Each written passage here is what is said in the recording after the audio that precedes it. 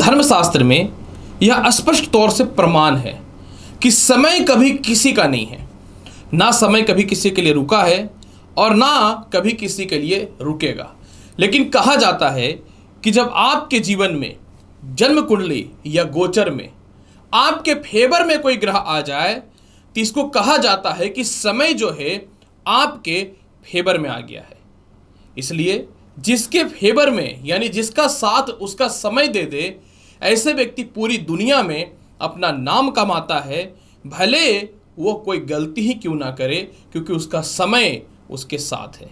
इसलिए जिसके साथ उसका समय होता है, ऐसे व्यक्ति को कम समय में भी सारी उपलब्धियां प्राप्त होती हैं जो मनुष्य अपने बुरे वक्त में कितना भी कर्म अच्छा करके नहीं प्राप्त कर सकता है।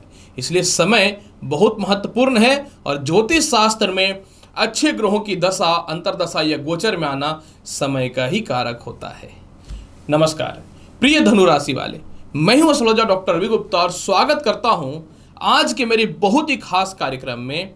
और आज मैं आपको बताऊंगा कि प्रिय धनु राशि वाले, समाप्त हो रहा है आपके जीवन में 7.5 वर्षों का कलंक और 7 महीने में आपके जीवन में कुछ बहुत बड़ा होने वाला है। ये बहुत ही महत्वपूर्ण खास कार्यक्रम है आपके लिए धनु राशि वाले। अगर इस राशि फल को बहुत अच्छे से देखते हैं तो आप समझ पाएंगे कि आने वाला टाइम आपके लिए बहुत ही ज़्यादा फेवरेबल है। ये जो राशि फल है चंद्र राशि पे आधारित है, लेकिन अगर आपको अपना चंद्र राशि पता है तो बहुत अच्छी बात है।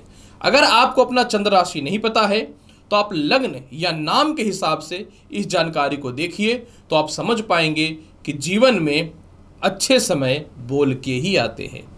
प्रिय धनु राशि वाले, देखिए हो क्या रहा है। हो ये रहा है कि 30 अक्टूबर को राहु जो है वो छोड़ चुका है किसका घर? मंगल का घर, यानी मेष राशि का घर। जब राहु मेष राशि को छोड़ करके चतुर्थ भाव पे चला गया, यानी मीन राशि में चला गया, तो पंचम भाव में एक लौता एक ग्रह बचा है और वह है बृहस्पति। और आपको बताना चाहता हूं कि धनु लग्न या राशि में अगर बृहस्पति मित्र की राशि में कहीं बैठा हो और इसके अलावा स्वतंत्र हो तो वह 4 गुना लाभकारी होता है। और अगर बृहस्पति कहीं बैठ करके लग्न को देखे, क्योंकि लग्न कौन होता है? धनु राशि। धनु राशि के स्वामी कौन है? बृहस्पति। तो लग्न को देखेगा तो उसका प्रभाव जो है मनुष्य के जीवन में 100 गुना बढ़ जाता है, क्योंकि कोई भी ग्रह जब अपनी राशि को देखता है तो उसका बल बढ़ जाता है और उस राशि की बढ़ोतरी होना चालू हो जाता है। तो अब आपके जीवन में देवगुरु बृहस्पति जो है 30 अक्टूबर से लेकर के 1 मई 2024 तक कंटिन्यू अपनी राशि को देखेंगे और आपके जीवन में वो होगा जो आगे हुआ नहीं था। धनु राशि वाले, आप सोच रहे होंगे कि 7.5 वर्ष का वर्णन मैंने क्यों किया? 7.5 वर्ष का वर्णन मैंने ये किया क्योंकि आपके 2023 में ही शनि की 7.5 उतर गई थी, लेकिन 17 जनवरी 2023 को शनि के 7.5 उतरी, लेकिन फिर भी आपको इसका कोई शुभ प्रभाव नहीं प्राप्त हो पाया। इसका वास्तविक कारण यह था कि आपकी जन्म कुंडली में अप्रैल से बृहस्पति का पंचम भाव में होने के बाद भी गुरु चंडाल योग था और लग्न पे राहु की नीच की दृष्टि पड़ी हुई थी। तो हाँ, वो जो चीजें जो 7.5 वर्ष से आप झेल रहे थे वो आगे भी झेलते रहे। 2014 में आपके ऊपर शनि के 7.5 का प्रभाव चालू हुआ था। 2014 से लेकर के 2017 के मध्य में आप कर्जदार हुए, आपके पत्नी से, जीवन साथी से मतभेदता हुआ, व्यर्थ के इन्वेस्टमेंट आपको बर्बाद किया, कानूनी परेशानी, इनकम टैक्स हो या किसी प्रकार का स्कैंडल में फंस करके आपके जीवन की बर्बादी तो चालू हो ही चुकी थी। इसके बाद 2017 से लेकर के 2020 की अगर मैं बात करना चाहूं, इस दरमियान में जो है आपका दाम्पत्य जीवन खराब हुआ, मानसिक हैरेसमेंट बहुत ज़्यादा हुआ, जिसकी 4 रुपए की कैपेसिटी रही थी उसने भी आपकी औकात दिखाई। और इसके अलावा जो है दूसरों पे विश्वास करके बिजनेस करना आपको बहुत ज़्यादा मुनाफा नहीं नुकसान का घाटा बना। पार्टनरशिपिंग आपको बर्बाद किया, गलत इन्वेस्टमेंट बर्बाद किया, बिना सोचे समझे स्थानांतरण कर लेने या नौकरी का परिवर्तन आपको बर्बाद किया, और खुद के आपके भाई बहनों के द्वारा या पिता के द्वारा भी बहुत बड़ी समस्या आपके जीवन में खड़ी हो गई। खैर, ये तो जीवन का पार्ट है जो चलता रहता है, लेकिन 2020 से 23 में वो हुआ जो जनरली होना नहीं चाहिए था। शनि धन भाव में आकर के विराजमान तो हो चुके थे, जो हमेशा वक्री मार्गी की अवस्था में थे, लेकिन शनि की तीसरी दृष्टि मीन राशि, जो आपकी लग्न की राशि होती है, बृहस्पति की राशि होती है, इसके ऊपर पड़ा हुआ था। और शनि की जो दृष्टि होती है यह पापी दृष्टि होता है, दुष्ट दृष्टि होता है। यही कारण है कि समझ लीजिए, और फिर राहु का भी पिछले 1.5 वर्षों से पंचम भाव पे विराजमान होकर के जो आपके जीवन में 2-2.5 वर्षों से जो दिक्कतें आई वह समझा नहीं सकता। 2-2.5 वर्षों का जो जीवन का तनाव रहा, डिप्रेशन, संतान पक्ष से मतभेदता, इंटरव्यू बार बार फेल हो जाना, शिक्षा में बाधा उत्पन्न हो जाना, विदेशों में एग्जामिनेशन होने के बाद भी, इंटरव्यू होने के बाद भी नौकरी नहीं लगना या अच्छे कॉलेज में एडमिशन नहीं होना, बार बार संतान कंसीव करके खराब हो जाना, और लग्न भाव पे नीच की दृष्टि होने के कारण सारा कमाया हुआ धन बर्बाद हो जाना। ऊपर से भाग्य स्थान पे राहु की दृष्टि पड़ने के कारण पिता से विमुख होना या पिता से मतभेदता होना और डिस्टरबेंस पैदा होना। इनकम जरूर आपको 2.5 वर्षों में थोड़ा थोड़ा बृहस्पति ने कराया, लेकिन राहु ने भी इनकम कराया, लेकिन टोटली नुकसान। और खास करके जो शेयर ट्रेडिंग, ब्रोकरेज या फिर कह सकता हूं लॉटरी सट्टा शेयर मार्केट में थे, आपका तो हाल सुसाइड करने के जैसा पहुंच गया। लेकिन अब क्या हुआ है, बृहस्पति अकेला हो चुका है। जब बृहस्पति अकेला हो चुका है और अपनी राशि को देख रहा है तो आपकी जिंदगी बदल जाएगा। क्यों मैं बता रहा हूं, क्योंकि बृहस्पति पहला तो पंचम भाव पे मेष राशि में है। मेष राशि के स्वामी मंगल से बृहस्पति का पूर्ण रूपेण मित्रवत संबंध होता है। और दूसरी महत्वपूर्ण बात कि केंद्र का मालिक का पंचम में जाना, केंद्र त्रिकोण राज्यों को उत्पत्ति करेगा, और इसके अलावा जो है बृहस्पति के बल को बढ़ाएगा सस नामक राजयोग जैसा एक फल। पंचम भाव पे, चतुर्थ भाव का मालिक का पंचम भाव में जाना पद्म सिंहासन योग के साथ में जो है नारायण योग देगा। और इसके अलावा जो है पंचम भाव में बृहस्पति का विराजमान होने से कुशाग्र बुद्धि में प्रबलता करेगा, क्योंकि इनका पंचम दृष्टि सूर्य की राशि पे भी है, यानी धनु राशि वाले अब 30 अक्टूबर से 1 मई के मध्य में सबसे पहला शुरुआत आपके जीवन में होगा मानसिक शांति, खोया हुआ सम्मान मिलना, कोई भी गलत डिसीजन से बचना, और इसके अलावा जो है आपको अपनी खुद की आइडेंटिफिकेशन और खुद के इज्जत को किस प्रकार से बचाना है, इस ओर अब आपको सबसे पहला बृहस्पति लेकर के जाएगा। बृहस्पति इंसान के जीवन में जो होता है ज्ञान का, धर्म का और भाग्य का कारक होता है।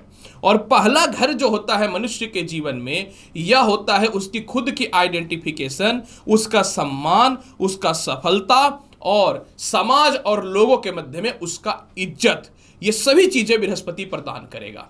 धनु राशि जो होता है मनुष्य के जीवन में, वह उसके भाग्य को रिप्रेजेंट करता है और उसके कर्म क्षेत्र में ऊंचे लेवल के प्रभाव को रिप्रेजेंट करता है। तो इस मामले में आपकी वृद्धि होनी चालू हो जाएगी। आप जहां काम करते थे, आपके आसपास के जो नियर बाय में काम करते थे, आपके साथ जो काम करते थे, आपके आस पड़ोस में जो लोग रहते थे, अब सभी से इज्जत और आपका कम्युनिकेशन गैप जो हो चुका था वह ठीक होना चालू हो जाएगा। इसके अलावा धनु राशि वाले पंचम भाव पे बृहस्पति का मजबूत होना, क्योंकि पंचम भाव पे बैठ जाएगा, तो जिनको भी सालों से लॉटरी सट्टा शेयर मार्केट का नुकसान हो रहा था वह ठीक होना चालू हो जाएगा।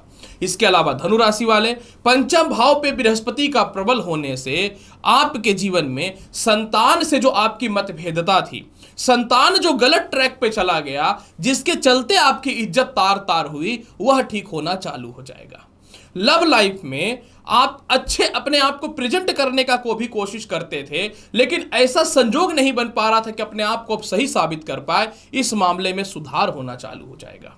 पंचम भाव पे जब बृहस्पति प्रबल हो जाएगा तो आपके जीवन में सर्वप्रथम प्रेम से विवाह के योगों में वृद्धि तो होना चालू होगा ही होगा, साथ में आप अपने जीवन में अपयश, अपव्यय या गलत रास्ते पे जो चल रहे थे उससे ठीक हो जाएगा तालमेल।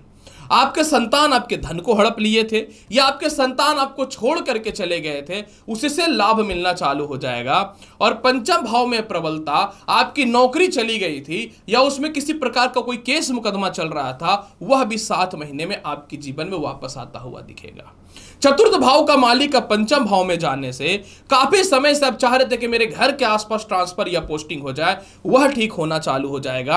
आपके अंडर में जो लोग काम कर रहे हैं, जिनको आप पसंद नहीं करते थे, हटाना चाहते थे लेकिन हटा नहीं रहे थे, अब आप उसके अंदर अब जो है अपने अंदर जो है बहुत ही पावर और क्षमता को बढ़ाएंगे और लड़ाई से नहीं, क्योंकि युद्ध नीति तो आपको कभी पसंद आता ही नहीं है। आप बुद्धिमत्ता से हर कचड़ों को अपने आप से दूर करेंगे जो आपके जीवन को बर्बाद करके रख रहा था। चतुर्थ भाव का मालिक का पंचम भाव में बैठने के कारण माता से कलेश अब आपका ठीक होगा। माता के स्वास्थ्य में कुछ हद तक सुधार के योग बनेंगे। पैतृक संपत्ति का लाभ मिलता हुआ नजर आएगा। द्वितीय विवाह करना चाहते हैं या किसी प्रकार का कोई गुप्त जीवन आप यापन कर रहे थे, उसमें भी लाभ की संभावना को यह देना चालू कर देगा। जो सरकारी क्षेत्र में थे या पॉलिटिक्स के क्षेत्र में थे, अर्थात सामाजिक क्षेत्र में थे, आपके लिए भी 7 महीने में बहुत कुछ लाभ मिलने वाला है। और आय स्थान पे बृहस्पति की दृष्टि पाई पाई का हिसाब करेगा। विदेश यात्रा कराएगा, मोटे धन की प्राप्ति कराएगा, छोटे भाई बहनों के अलावा बड़े भाई बहनों का लाभ का प्राप्ति करवाएगा। और भाग्य स्थान पर दृष्टि पड़ने के कारण सालों से रुका हुआ प्रमोशन, पदोन्नति हो जाएगा। ठीक, आप धार्मिक यात्राएं करेंगे, आप हॉलिडे के लिए कहीं जा सकते हैं। इसके अलावा जो है आपको खोया हुआ सम्मान मिलेगा। इसके अलावा आपके सीनियर आपको प्रॉपर सपोर्ट करेंगे। आपकी बुद्धि इस लेवल की चलेगी कि इस बार आप दयालु भावुक नहीं, चालाकी से अपनी जिंदगी जो है पूरे 7 महीना व्यतीत करने वाले हैं।